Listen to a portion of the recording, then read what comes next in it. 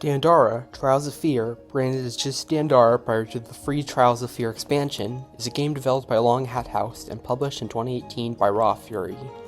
It is a 2D Metroidvania with a central mechanic of warping between white surfaces, allowing movement that is fast and unbound by gravity, while also frequently requiring outside-the-box thinking to progress.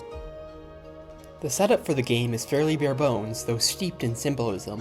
The civilizations of creation and intention once lived in harmony, but a powerful figure rose within intention and evolved it into a fascistic government for the oppression of creation. With the world out of balance, Dandara, incarnation of freedom, was born to destroy the tyranny of intention. Dandara as a character is loosely based off of the Afro-Brazilian woman Dandara dos Palmares, a warrior who fought against slavery in colonial Brazil. In addition to the unique movement, Dandara has a blast attack that can be aimed in any direction. Additional attacks can be discovered, such as missiles that do low damage but have a much bigger range, placeable orbs of damaging electricity, and more. These are limited by an energy meter. Both energy and health can be restored with items hidden around the map. Maximum health, maximum energy, and efficacy of restoration items can all be upgraded at campfires, using the endgame currency of salt. You can also rest at campfires, automatically healing you to maximum and restoring all of your restoration items, but all enemies aside from mini-bosses and bosses will respawn. There are many more weapons and abilities to be discovered, but I won't spoil anything else. Gameplay is almost instantly addictive, zipping around the map at light speed, the frequent choice whether to defeat or outmaneuver the many enemies, and gradually expanding your arsenal. This is greatly helped by how detailed and elaborate the varied environments are, from a lively village to a verdant forest to a gilded sci-fi gauntlet. Each location is both a marvel to look at and explore.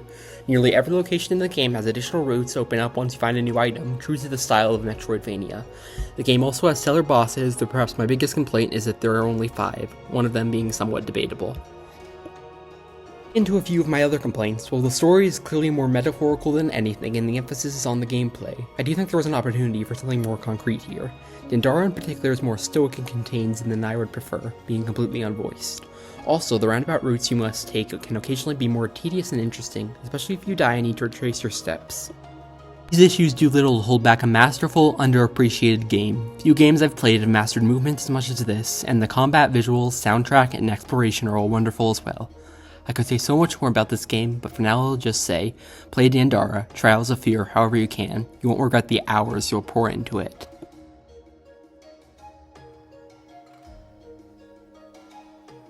While Dandara is available on all platforms shown, I would recommend getting it on a mobile device. Touchscreens make the best use of Dandara's quick movement and omnidirectional aiming.